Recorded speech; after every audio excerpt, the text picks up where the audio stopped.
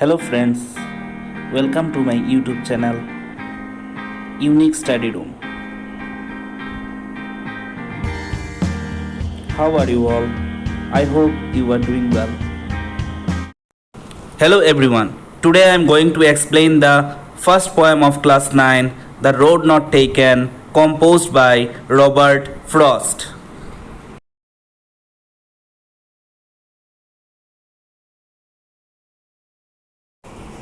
Two roads diverged in a yellow wood, and sorry I could not travel both. And we one traveller, long I stood. Here in the first three lines of the poem, it is mentioned that once the poet was walking down a road. There were two different paths, and he had to choose one out of them. He used the word sorry to indicate that he was not happy because as a single traveler he had to make a choice between these two paths. So he stood there for a long time thinking about the road which he should travel. Now let us read the next two lines.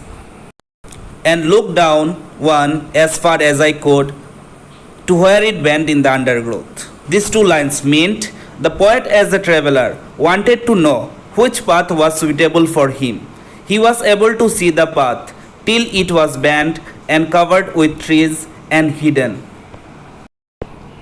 Then took the other, just as fair and having perhaps the better claim, because it was grassy and wanted wear. Then the poet started walking on another path, because he felt that both the paths are same. Here, just as fair indicates that both the paths are equally good.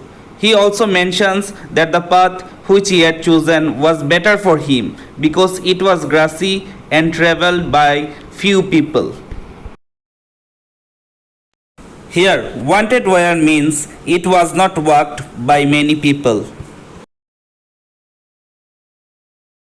Though, as for that, the passing there had owned them really about the same.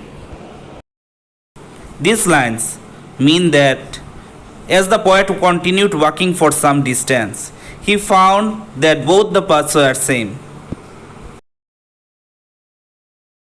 And both that morning equally lay in leaves, no step had trodden black. The poet said that in that morning both the paths were same and have not been stepped on the leaves, crushing them and turning them into black. The leaves were still green in color because no one stepped on them. Oh, I kept the first for another day, yet knowing how way leads to way. I doubted if I should ever come back. So at last, the poet decided that that day he would take one path and will keep the other for another day. When he was walking through his selected path, he doubted whether he would be able to come back and take the first one because one road leads to another and he might be busy in his own way. Now let us look at the last stanza of this poem. I shall be telling this with a sigh. Somewhere ages and ages hence, two roads diverged in a wood, and I took the one less traveled by, and has made all the difference.